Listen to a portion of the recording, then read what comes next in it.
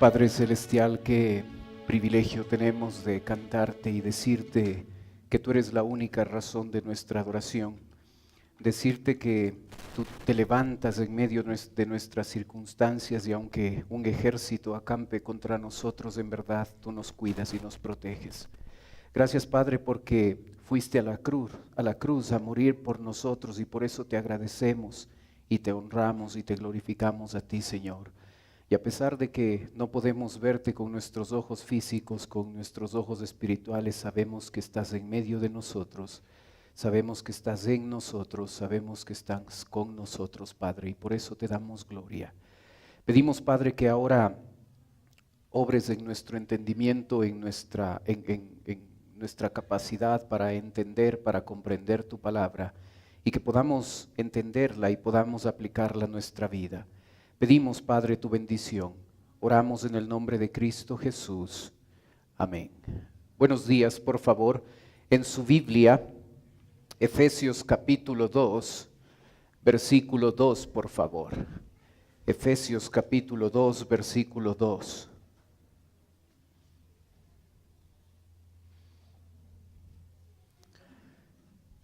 Como usted puede ver en el boletín que recibió a la entrada,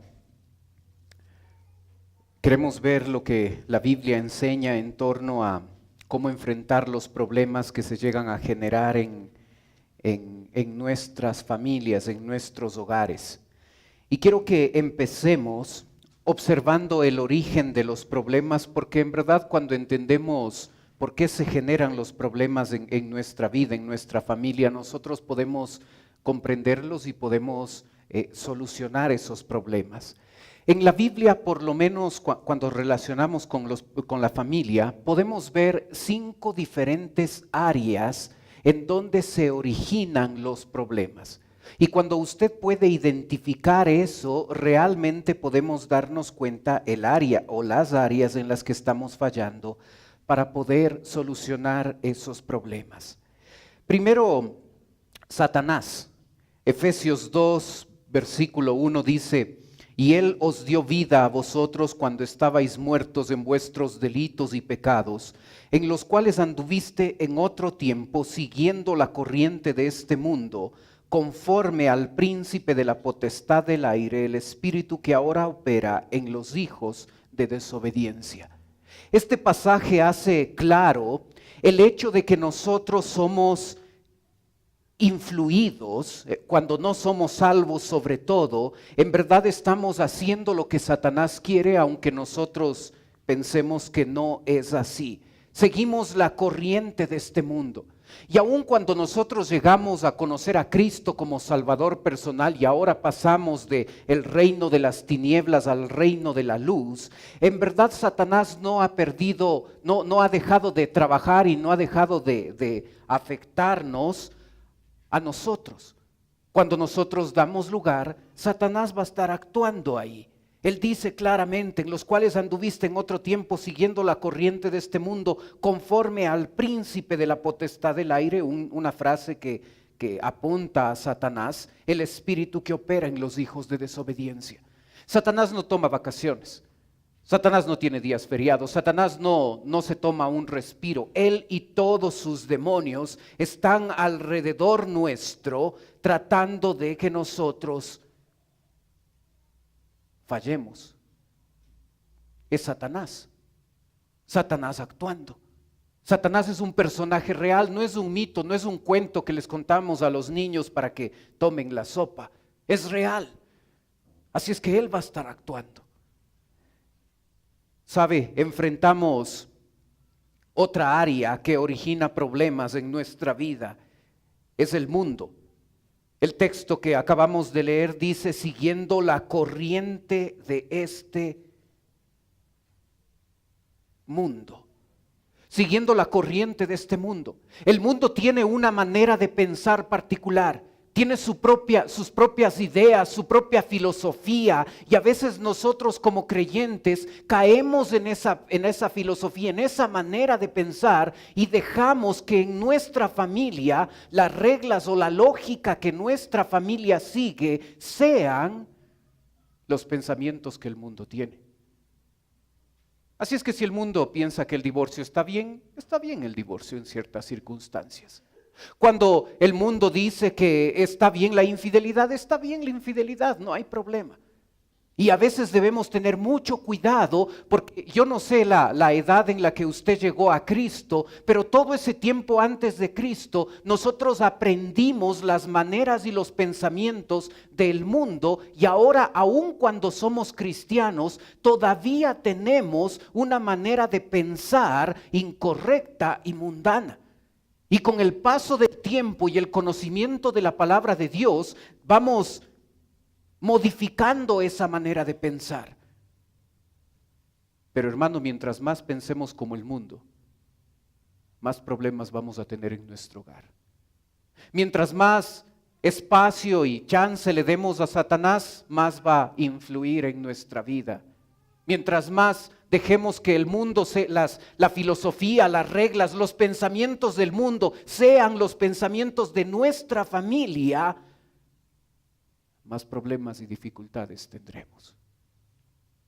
Pero sabiendo que Satanás y el mundo genera problemas en nuestra vida, y antes de responsabilizar excesivamente al diablo y al mundo y a nuestro medio, debemos recordar que según Romanos 7, tenemos una naturaleza pecaminosa en nuestro interior que le agrada pecar. La Biblia dice, porque lo que hago no lo entiendo. No pierda Efesios, que regresamos en un ratito. Los demás versículos están en la pantalla como siempre. Porque lo que hago no lo entiendo.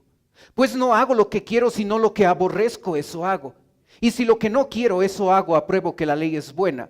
De manera que ya no soy yo quien hace aquello, sino el pecado que mora en mí. Y yo sé que en mí, esto es en mi carne, no mora el bien, porque el querer el bien está en mí, pero no el hacerlo. Porque no hago el bien que quiero, sino el mal que no quiero, eso hago. Y si hago lo que no quiero, ya no lo hago yo, sino el pecado que mora en mí. Así que queriendo yo hacer el bien, hallo esta ley, que el mal está en mí. Porque según el hombre interior me deleito en la ley de Dios, pero veo otra ley en mis miembros que se revela contra la ley de mi mente y que me lleva cautivo a la ley del pecado que está en mis miembros.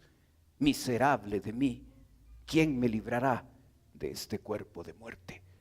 No habla de nuestro cuerpo, está hablando de la naturaleza pecaminosa. Esa tendencia natural que la recibimos desde que fuimos concebidos en el vientre de nuestra madre. Desde ese momento esa tendencia hacia lo malo está en nosotros y ella va a hacer que nosotros vivamos como no debemos.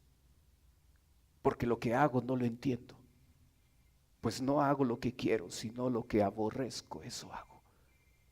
El autor Pablo, el apóstol Pablo, reconoce de manera sincera la lucha que él tenía. El apóstol Pablo, un hombre maduro en la fe, un hombre que había caminado con el Señor, un hombre que fue el escritor de la mayoría de los libros del Nuevo Testamento. Lo que hago no lo entiendo, pues no hago lo que quiero, sino lo que aborrezco. ¿Sabe? En nuestro interior hay una lucha entre los que sabemos que es correcto, entre lo que sabemos que debemos hacer dentro de nuestras familias como esposos, esposas e hijos. Sabemos qué es lo que la Biblia dice, pero no lo hacemos.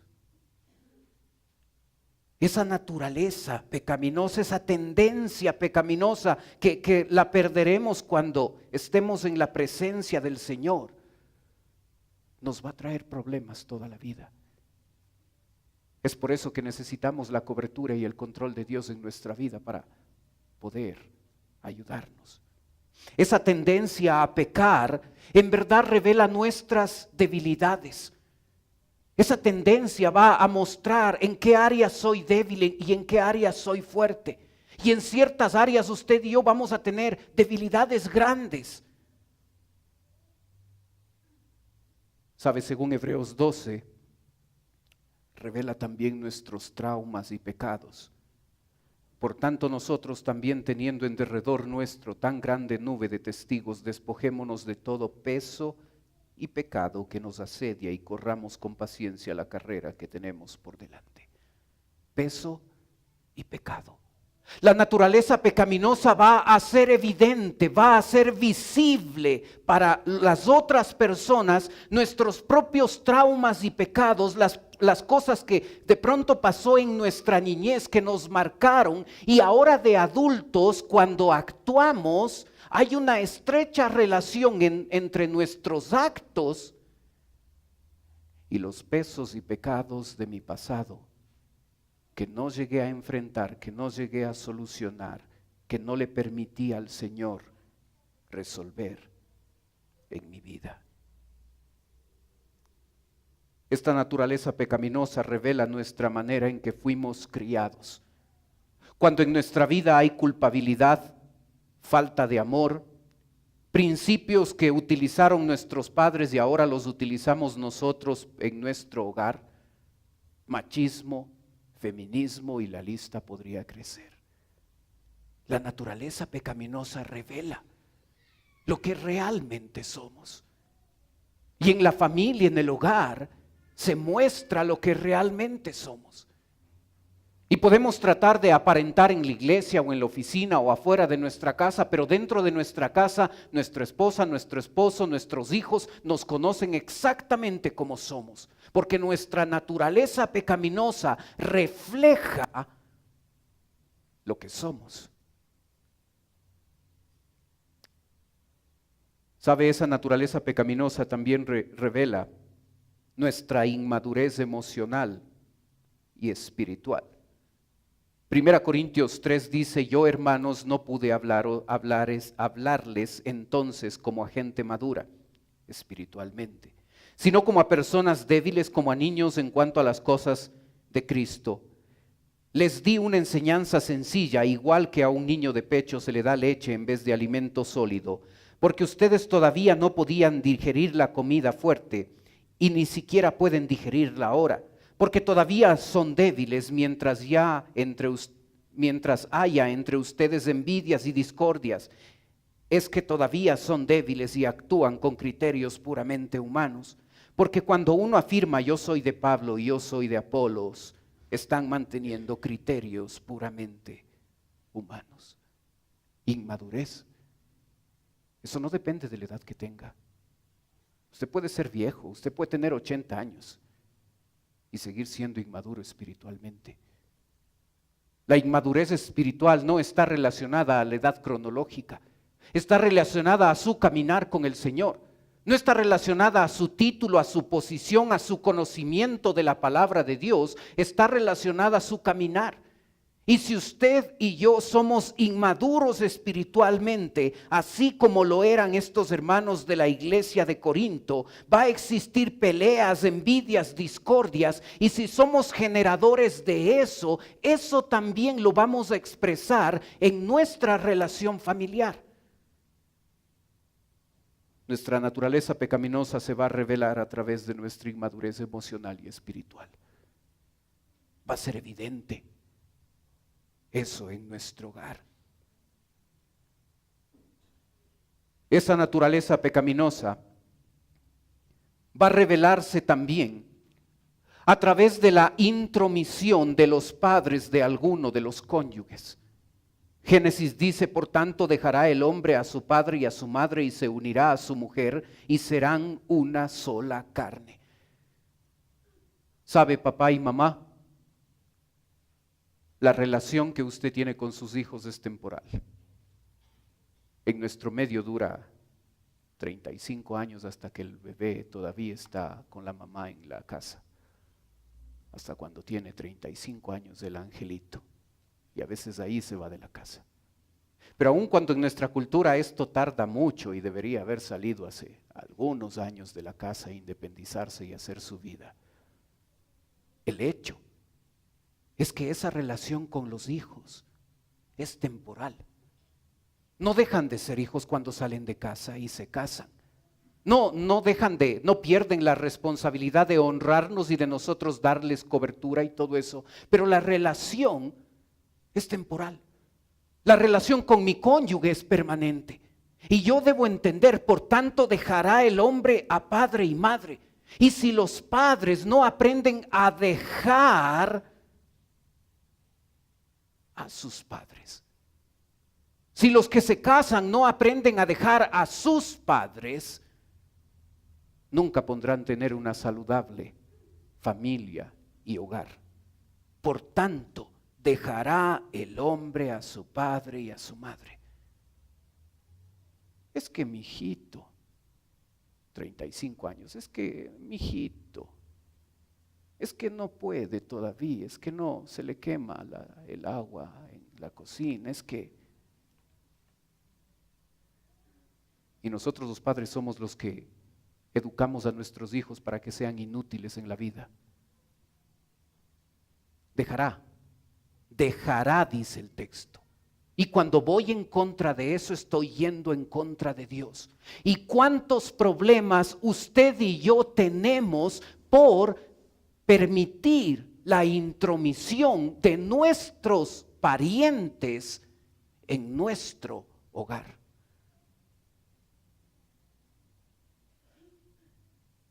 Tres áreas que causan problemas. Aquí va la cuarta. Efesios capítulo 5, versículo 23 en su Biblia. La cuarta área que produce problemas es el incumplimiento de los roles designados por la Biblia. Empecemos con el rol de esposo. Efesios 5:23 dice, porque el marido es cabeza de la iglesia, así como Cristo es cabeza. Porque el marido es cabeza de la mujer, así como Cristo es cabeza de la iglesia, la cual es su cuerpo y Él es su Salvador. El rol del esposo es ser el líder de la familia. No el más gritón, no el que cumple primero sus necesidades, no el que trata de imponer su voluntad. Cabeza. El líder. Y si usted en su familia regresa a ver y su esposa no le está siguiendo, si sus hijos no le están siguiendo, usted no es líder. Usted es papá, usted es esposo, no líder. Ellos deben seguirle. No por la posición de cabeza de hogar, sino porque usted se ha ganado a través del ejemplo el hecho de que ellos le siguen a usted. Liderazgo. ¿Se da cuenta cuántas mujeres hay esta mañana y cuántos hombres hay esta mañana? Pasa siempre lo mismo, más mujeres que hombres. ¿Dónde están esos líderes que deberían estar sentados junto a su esposa, junto a sus hijos, escuchando la palabra de Dios? ¿Dónde están? Uno de los problemas de nuestra familia es la falta de liderazgo del esposo, del cabeza de hogar. Líder. El versículo 25 dice, maridos, amad a vuestras mujeres, así como Cristo amó a la iglesia y se entregó a sí mismo por ella.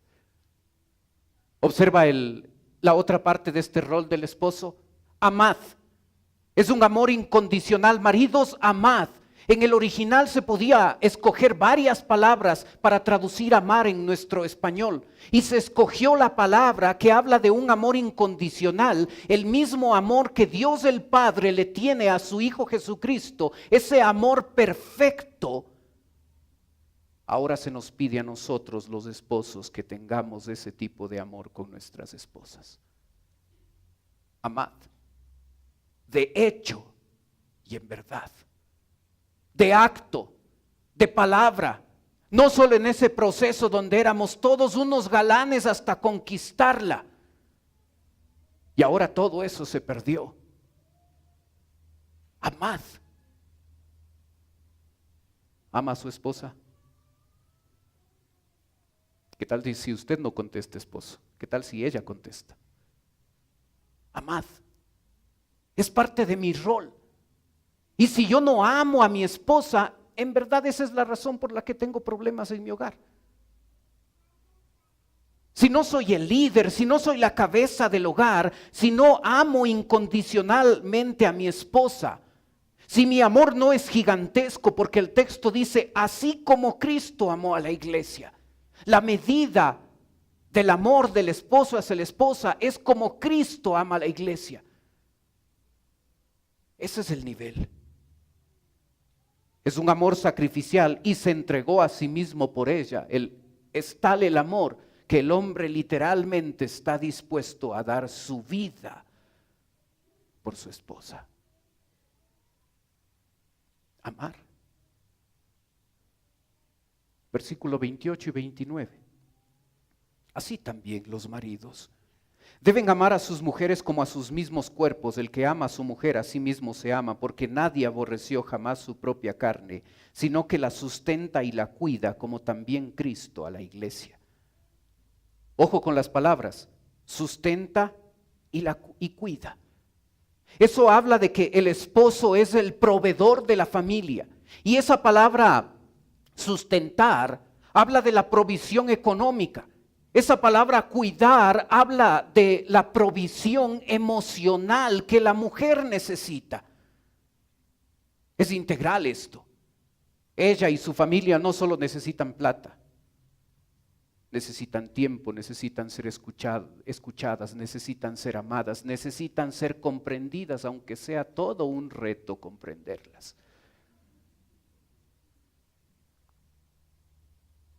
Proveer,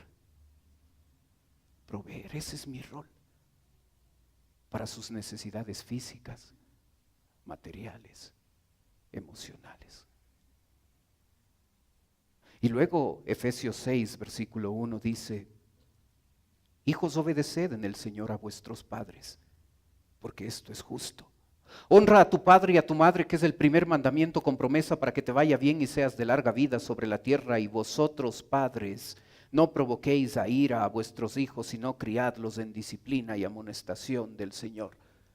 Y usted ve que la palabra padres aparece en versículo 4 y aparece en versículo 1, y en nuestro español es exactamente la misma palabra, en el original no lo es. La palabra del versículo 1, padres, habla de papá y mamá, y la responsabilidad de los hijos de honrarnos. La palabra de padres del versículo 4 dice papás. No está incluyendo a la mamá. Papás. Dirigiendo la mirada a los hombres, a los líderes de la casa. Y a nosotros se nos dice, y vosotros papás no provoquéis a ira a vuestros hijos, sino criadlos en disciplina y amonestación del Señor. Es responsabilidad de los esposos criar en disciplina y amonestación del Señor. Esposo, usted es el maestro de la casa. Usted enseña, no la esposa. ¿Cuál es el problema si yo no sé? Debo saber, debo autoeducarme, debo conocer la palabra de Dios, debo vivir la palabra de Dios, y cuando he hecho eso, entonces puedo enseñar a mis hijos y puedo decirle, mentir está mal porque yo no miento, robar está mal porque yo no robo, llegar puntual es algo correcto porque yo llego puntual. Eso es enseñanza en la Biblia, no transmitir información. Si fuera así, les regalo un libro. Es vivir. Eso es criar en disciplina y amonestación del Señor. ¿Y no será que los esposos, por nuestra manera cómoda y de cruzar los brazos, hemos dejado esa responsabilidad a nuestra esposa? No estoy diciendo que ella no lo puede hacer y que no nos puede echar una tremenda mano en la casa, pero es responsabilidad del esposo. En versículo 4 el texto dice, y vosotros padres no provoquéis a ira a vuestros hijos. Esa crianza, esa disciplina, esa amonestación incluye también el castigo. Incluye también el castigo a los chicos cuando ellos no hacen lo que deben hacer. El esposo debe ser el disciplinador de la familia. Y yo, esposo, le pregunto y me pregunto a mí mismo, ¿no será que los problemas en mi casa son el resultado de que yo como esposo no estoy cumpliendo el rol que Dios espera de mi vida? ¿No será que en vez de culpar y responsabilizar a mi esposa y a los chicos y a las circunstancias, ¿no será que tengo que ver a mi vida y arrodillarme delante de Dios y pedirle perdón porque yo no estoy haciendo esto que Dios espera? Y en vez de estarme quejando por la esposa que tengo, por los hijos que tengo, debería asumir la responsabilidad y decir, yo no he sido el líder que debo ser. Yo no soy el amante, el que ama sacrificial e incondicionalmente a mi familia. Yo no soy el proveedor económico y emocional de mi hogar. Yo no soy el maestro y el disciplinador.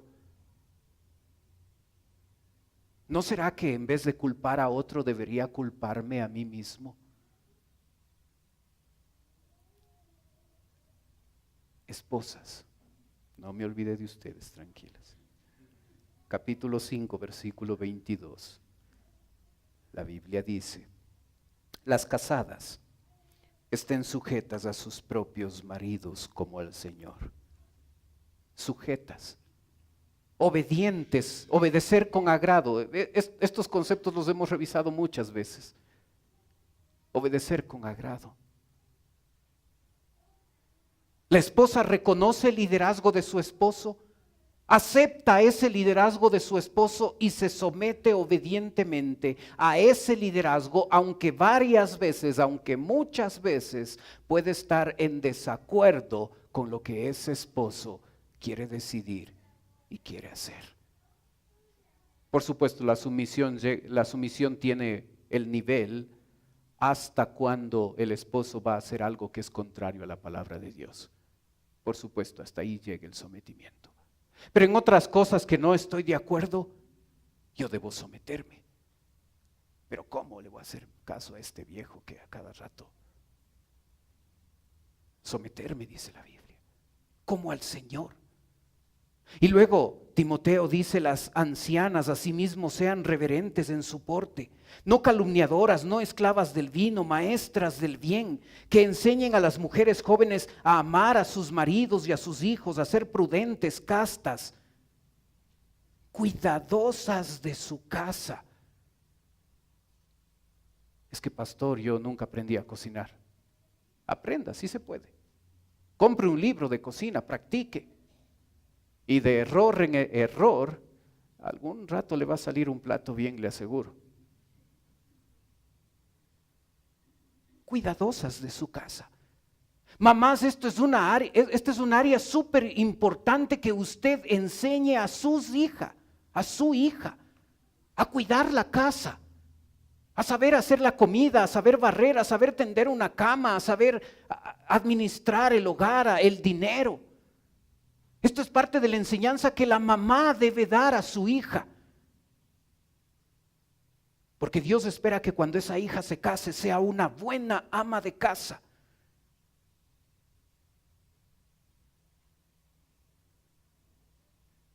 Proverbios 21 dice,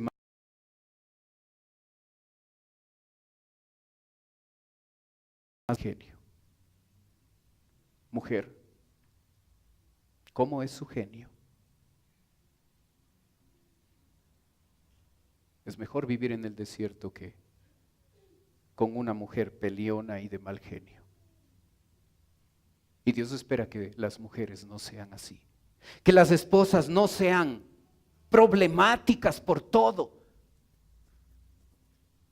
que le cedan el control a Dios en torno a su carácter, a su temperamento, que puedan tratar bien al esposo, a los hijos.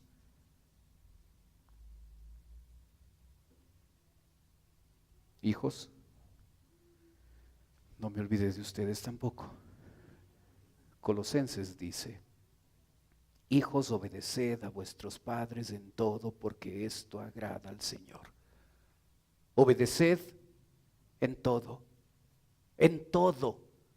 no en lo que te parece, no en lo que estás de acuerdo, no en lo que está a la moda, no es lo que está en onda, en todo. Pastores, que usted si les conociera a los viejos que tengo, ellos anticuados y de otra generación y piensan y actúan diferente. Y no me importa cómo son tus padres. Dios dice, obedeced en todo. ¿Y no será que tú eres generador de problemas en tu hogar porque estás quebrantando el rol que Dios te ha dejado de ser obediente a tus padres en todo? ¿No será que el esposo no cumple su rol y por eso hay problemas en el hogar? ¿No será que la mujer no llega a someterse al liderazgo de su esposo, no llega a ser buena ama de casa, a tratar bien a su esposo y por eso hay problemas en el hogar? ¿No será que los hijos por su propia desobediencia generan problemas y dificultades en el hogar? Y hermanos, en vez de echarle tanto la culpa a Satanás, al mundo, a nuestra propia naturaleza pecaminosa, deberíamos darnos cuenta que a veces los problemas se generan en nuestro hogar porque no estamos cumpliendo el rol que Dios ha dispuesto en nuestra vida, en nuestro hogar. Eso es la cuarta fuente de problemas en la familia. Número 5, en su Biblia, Efesios 5:18. Observe lo que dice. No os embriaguéis con vino en lo cual hay disolución, antes bien sed llenos del Espíritu. Observe el mandamiento ahí. ¿Qué pasa si una persona es llena del Espíritu? Desde el versículo 19 hasta el capítulo 6, versículo 10, el autor bíblico nos va a dar una lista de resultados de ser llenos del Espíritu Santo. Empieza en versículo 19 hablando de nuestra relación con Dios. La verdadera alabanza está en el corazón, está en un corazón agradecido al Señor. Primer resultado. Y luego segundo resultado, versículo 22, las casadas estén sujetas a sus propios maridos como al Señor. Versículo 25, maridos, amad a vuestras mujeres así como Cristo amó a la iglesia y se entregó a sí mismo por ella. Capítulo 6, versículo 1, hijos, obedeced en el Señor a vuestros padres porque esto es justo.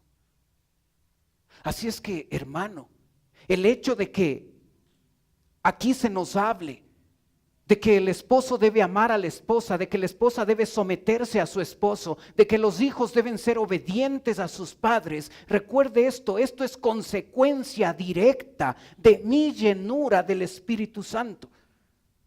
Así es que la Biblia no me manda a ser buen esposo. La Biblia no me manda a ser buena esposa, la Biblia no me manda a ser un buen hijo, me manda a ser lleno del Espíritu Santo. Y cuando soy lleno del Espíritu Santo, la consecuencia de eso será que voy a ser un buen esposo, que voy a ser una buena esposa y que voy a ser un buen hijo. Sí, no es un curso de autoayuda. No es donde yo me concentro en mis debilidades y digo, sí, ahora decido ser un buen esposo. Ahora permito que Dios sea real en mi vida. Ahora me acerco a mi Dios. Ahora le busco cada día a través de las escrituras, a través de la oración. Ahora empiezo a ser obediente a lo que Dios me pide en la palabra de Dios. Y cuando establezco una relación cercana, profunda con mi Señor, empiezo a parecerme a aquel del que estoy acercándome y pasando tiempo. Esa es la clave. ¿Cuál es el origen de sus problemas en el hogar? Número 2, ¿cuál es la manera de solucionar esos problemas en la familia? Observe el gráfico. Observa, el 10% de los hogares pasan 20 minutos de tiempo de calidad comunicándose. El 90% de hogares pasa menos de 20 minutos de tiempo de calidad a la semana comunicándose. Ese es un área donde hay que trabajar. Ese es un área donde hay que enfocarse. Debemos aprender a conversar, a dedicar tiempo para la comunicación. No solo para las cosas triviales de la vida, y hasta la comida. Voy a ver esto en la tele. Hay varios mensajes en el Facebook. Comunicación, donde me siento y me concentro en el otro para escucharle con atención. Un segundo paso es no huya de los problemas. No huya. Algunas personas tienen miedo al conflicto. Prefieren callar, prefieren huir, prefieren no hablar porque no quieren ser causantes de problemas en el hogar. Así es que callan y se guardan todo eso en su corazón. Y después de unos años, el cónyuge piensa, sí, todo está bien. Y de pronto hay una explosión en ese hogar que el cónyuge no entiende por qué pasó esto. Si todo estaba bien. Y es porque la persona que huye de sus problemas los guarda, los guarda, los guarda, hasta que se convierte en una bomba de tiempo y explota y destruye todo. Hable de los problemas, confronte los problemas, solucione los problemas. No huya de ellos. El huir no los va a solucionar, van a seguir ahí. Pero a veces creemos que es más fácil. A veces mostramos cobardía y no los enfrentamos. Número 3, planifique cómo resolver los problemas. Proverbios 25 dice, no entres apresuradamente en pleito, no sea que no sepas qué hacer al fin. Y sabe, pasa esto regularmente en los hogares. Hay algo en lo que estamos en desacuerdo y automáticamente entramos en conflicto. Y cuando estamos en medio del conflicto, ¿y ahora cómo salimos de esto? ¿No cree que sería buena idea, antes de que exista el conflicto, planificar cómo voy a resolver los problemas? Mi esposa me ha dicho, cuando tenemos problemas, yo necesito que me dejes sola 10 minutos y después conversamos. Hay que planificar.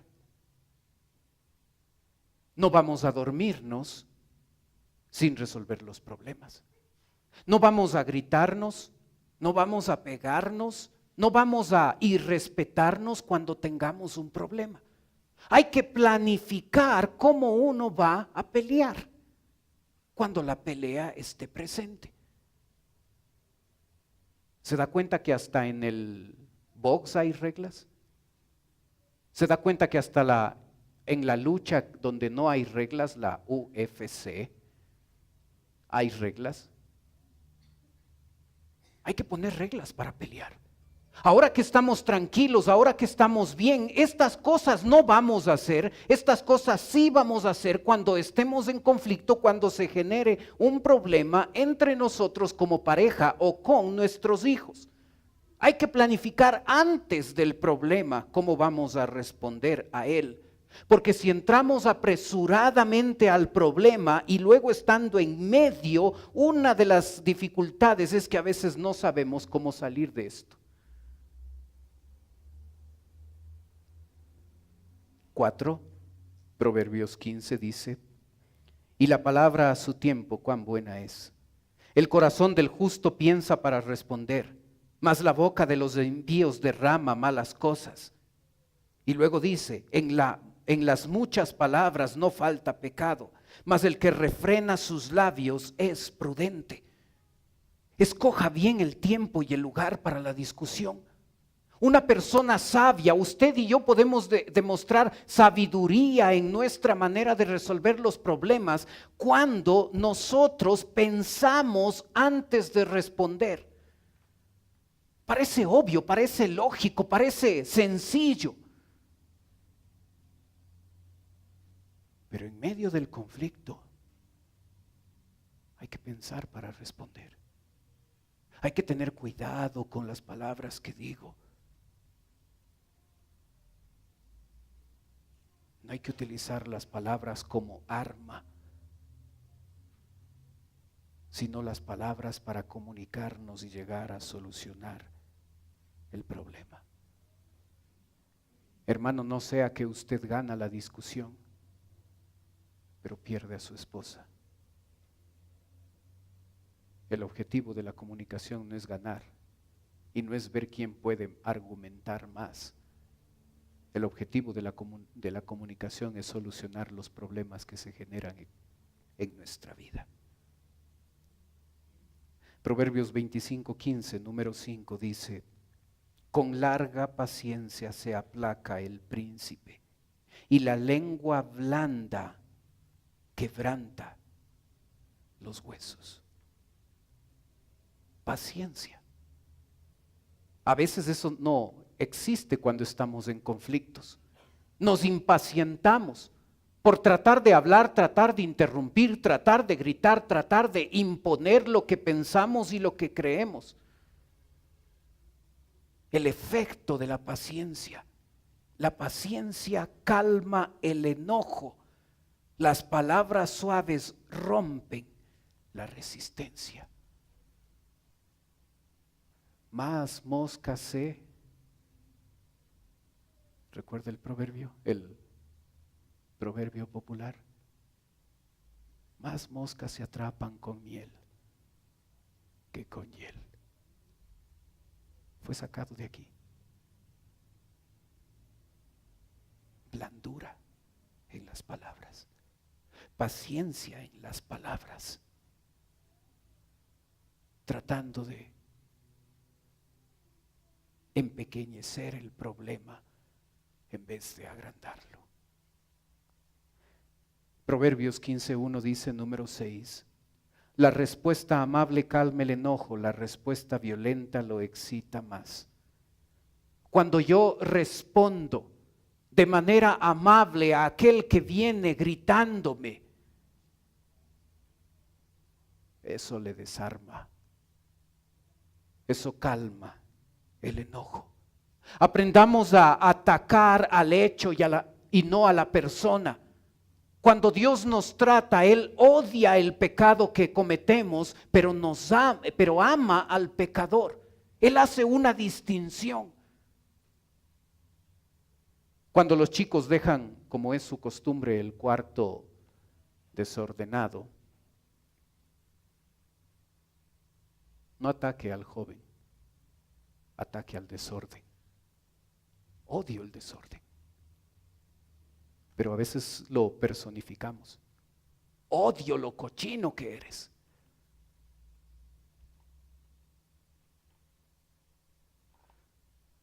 Mateo 3, número 7.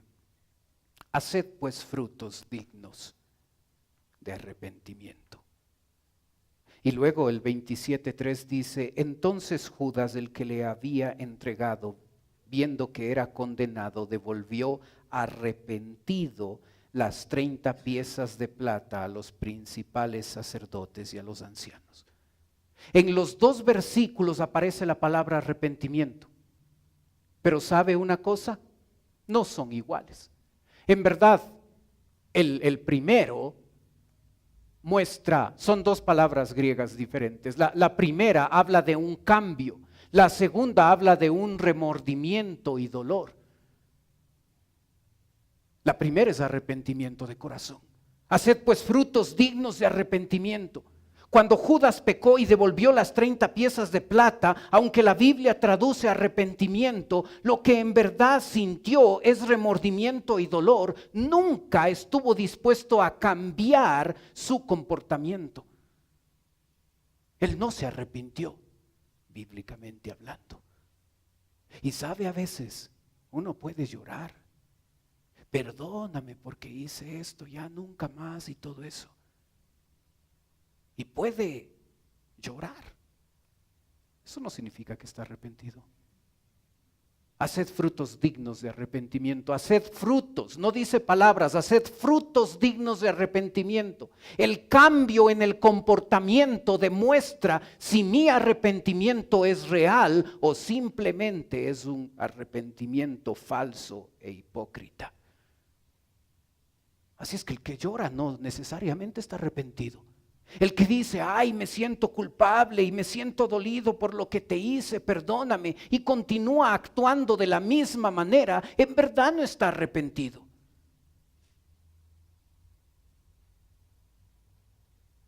Efesios 4:32 en su Biblia, número 8. Perdonándoos unos a otros como Dios también os perdonó a vosotros en Cristo. Si usted quiere resolver los conflictos, uno de los elementos importantes para solucionar los conflictos es que debe haber perdón. Y es interesante características acerca del perdón, porque aquí dice que nuestro perdón debe ser de la misma manera en que Dios nos perdona a nosotros. Y la manera en que Dios nos perdona es incondicional, es total, es no merecido, es constante, es ilimitado. ¿Usted se ganó el perdón de Dios? No. ¿Usted fue merecedor del perdón de Dios? ¿Y por qué cuando tenemos que perdonar al otro, pensamos que el otro debe merecerse nuestro perdón? El perdón es una decisión que uno toma para terminar ese problema que se ha presentado. Número 9, 1 Corintios dice, ya el simple hecho de tener pleitos entre ustedes mismos es un grave defecto. ¿Por qué no mejor soportar la injusticia? ¿Por qué no mejor dejar que les roben? Aquí uno puede pensar que esto es injusto, pero si el otro fue el culpable, si el otro me trató de manera injusta, si el otro me robó, yo tengo que hacer valer mis derechos. Wow, si usted enfrenta con esa filosofía la familia y el hogar, va a tener tremendos problemas. Porque la Biblia nos habla de que hay veces cuando el conflicto está presente entre nosotros y yo soy la parte inocente en el conflicto, el otro es el culpable. Y aún así, por mi madurez cristiana, yo debo comportarme como si yo fuera el culpable. Si yo soy inocente, yo puedo ir a mi cónyuge, ¿sabes qué? Perdóname, no estemos así. Wow, esto es tremendo, esto no es lógico, esto no es humano, esto no es común. El que pide perdón es el que cometió la falta, no el inocente.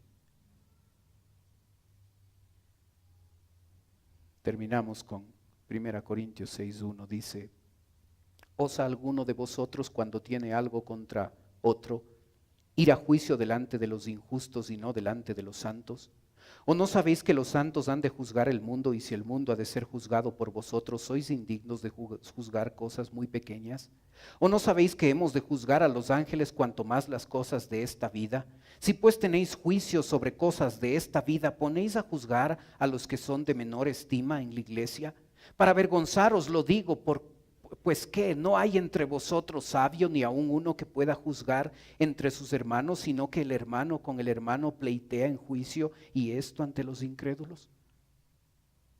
Observa la insensatez de la iglesia de Corinto, generándose problemas entre ellos. Y cuando había problemas entre ellos, buscaron a un incrédulo para que les diga cómo deben vivir la vida cristiana. ¡Qué absurdo! El incrédulo ni siquiera tiene vida cristiana, ni siquiera entiende lo que es la vida cristiana. Y sabe cuando se generan problemas y dificultades en mi vida y como esposo y esposa ya hemos intentado tratar de resolver los problemas y nos damos cuenta honestamente que no avanzamos en esto, busque ayuda profesional. Pero esa persona que le va a ayudar profesionalmente debe ser una persona madura y sabia en los caminos del Señor. No continúe viviendo si usted ya se da cuenta que usted no puede solucionar los problemas. Porque si usted se mantiene así y usted de pronto como hombre dice, yo no necesito que nadie me dé consejos. Yo no necesito que nadie me venga a decir qué hacer. Yo soy lo suficientemente capaz, intelectual y sabio para saber qué es lo que hay que hacer. Yo no soy el problema, es ella. Si no se resuelven los problemas, usted necesita un tercero. Para llegar a ese punto uno necesita humildad para poder permitir que otra persona entre en la intimidad del hogar y pueda guiar en ese proceso para ayudar a solucionar los conflictos. Hermano, usted tiene ahí la lista de 10 principios. Y yo le sugiero que usted con toda honestidad, como familia vaya y delante de su Señor usted diga, aquí estoy en problemas. En mi hogar se están generando problemas porque yo no estoy cumpliendo el rol que debo cumplir, porque esto está pasando en mí y en mi hogar. Y solo así podré solucionar los conflictos. Recuerde Efesios 5:8, es el versículo esencial en esto. Sed llenos del Espíritu Santo. ¿Quiere mejorar su hogar?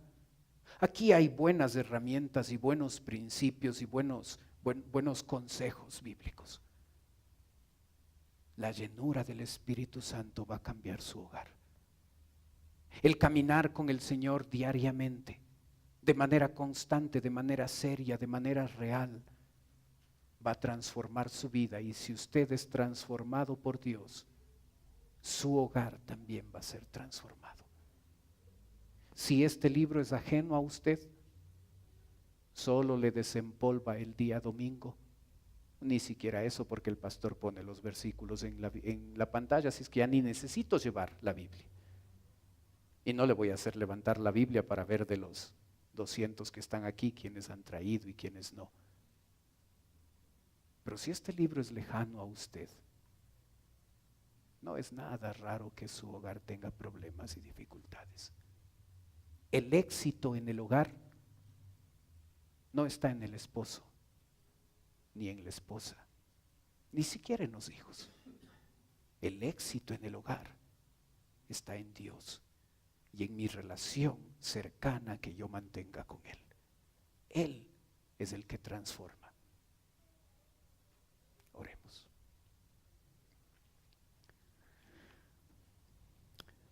Padre Celestial, te damos gracias, Señor, por la bendición que nos das de reunirnos esta mañana a estudiar tu palabra. Señor, en verdad queremos poner delante de ti nuestros hogares, a nosotros como esposos, a nuestras esposas, a nuestros hijos delante de ti. Y Padre, queremos ser honestos contigo y realmente aceptar la responsabilidad que tenemos en torno a los conflictos y problemas que hay en nuestros hogares. Y Padre, te pedimos que seamos conscientes de que el diablo nos ataca y el mundo nos ataca y tenemos una tendencia pecaminosa en nuestro interior que revela a veces los pecados y los traumas y las cosas no resueltas en nuestra vida. Y también, Padre, llegamos a saber que muchas veces fallamos en el cumplimiento de los roles claramente establecidos por ti. Yo te ruego, Padre, que nos ayudes a ser los esposos que debemos ser los esposos que debemos ser, hacer que nuestras esposas sean las esposas que deben ser, a que nuestros hijos sean los hijos que deben ser. Yo pido tu bendición en la aplicación de estos principios a nuestra vida. Mientras usted mantiene sus ojos cerrados, por favor, continúe orando. Y en vez de pensar en su cónyuge o en vez de pensar en su hijo, piense en usted y en lo que a usted le ha faltado hacer para que su hogar funcione. Y mientras usted hace eso, puede ser que esta mañana nos está visitando alguien que viene por primera vez. Y si usted viene por primera vez a nuestra iglesia y usted dice: pastor, yo quisiera que usted ore por mí. Mientras todos tienen sus ojos cerrados, yo le pido que si usted necesita oración, viene por primera vez, usted puede levantar un ratito su mano y pueda con eso, solo yo mirando, decirme a mí: pastor, ore. ¿Hay alguien así?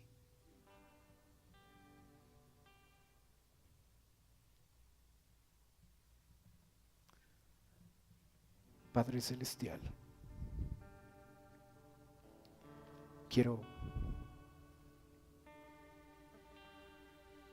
queremos decirte, Señor, que nuestro hogar necesita tu cobertura. Queremos comprometernos contigo y queremos decirte a través de este cántico: mas mi casa y yo serviremos al Señor. Ayúdanos a servirte, ayúdanos a caminar en santidad. Ayúdanos a estar unidos, a orar unidos. Ayúdanos a que en medio de las tormentas que libramos, dentro o fuera del hogar, podamos depositar nuestra confianza en ti. Que nos respaldemos unos a otros, padres, madres, hermanos, hermanas. Que nos una lo espiritual, que nos una el amor. Que decidamos hacer lo que debemos hacer en nuestra familia, para que esta corta vida aquí podamos disfrutar de esa relación con el esposo, con la esposa, con los chicos, y que pueda ser un anticipo del cielo aquí en la tierra y no un anticipo del infierno aquí. Yo te ruego, Padre, que nos ayudes. Pido tu bendición. Oramos en el nombre de Cristo Jesús. Amén. Puestos de pie, cantemos, por favor. Y más mi casa y yo serviremos al Señor. Más mi casa y yo serviremos al Señor. Más mi casa y yo serviremos al Señor. Serviremos al Señor.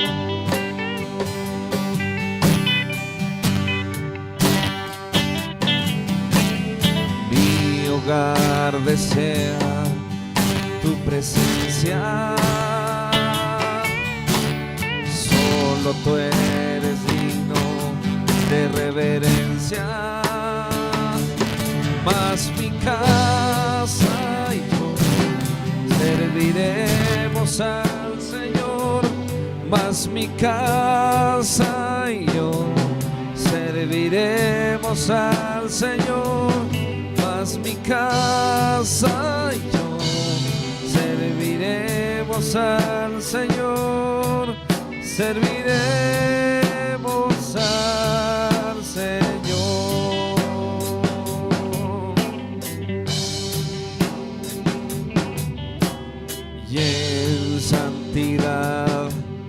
viviremos y solo a ti nos postraremos. Mas mi casa y yo serviremos al Señor. Mas mi casa y yo serviremos al Señor.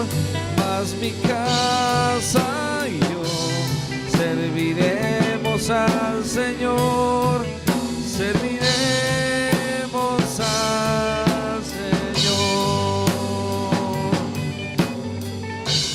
Unidos juntos y orando juntos, la tormenta libramos, confiando en el Señor.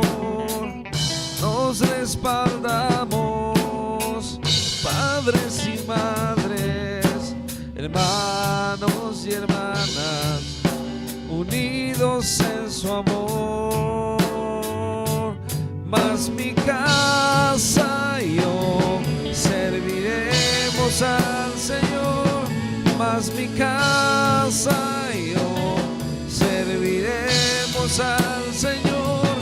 Mas mi casa y yo serviremos al Señor. Serviremos al Señor.